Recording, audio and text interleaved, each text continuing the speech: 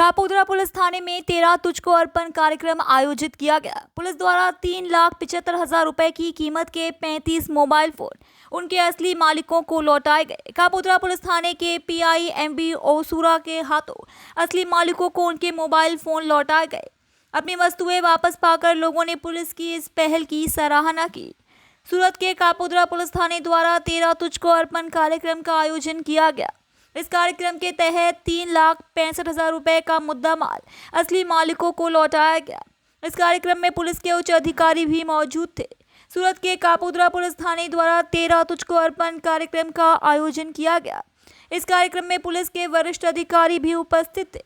Kamrej police थाने में दर्ज अलग अलग मामलों को सुलझाकर पुलिस ने मुद्दा माल बरामद किया था, ये सुनिश्चित करने के लिए कि ये मुद्दा माल उनके असली मालिकों तक जल्द से जल्द पहुंचे। 13 तुझको अर्पण कार्यक्रम आयोजित किया गया। इसके तहत कामरेज पुलिस द्वारा विभिन्न मामलों में जब्त किए गए 3,65,000 रुपए की कीमत के 35 मोबाइल फोन समेत मुद्दा माल उनके असली मालिकों को लौटाए गए। आज रोज कापोद्रा पोलीस स्टेशन खाते मेहरबान पोलीस कमिश्नर साहेबनी सूचना और मार्गदर्शन अनुसार 13 तुझको अर्पण નો કાર્યક્રમ રાખવામાં આવેલો।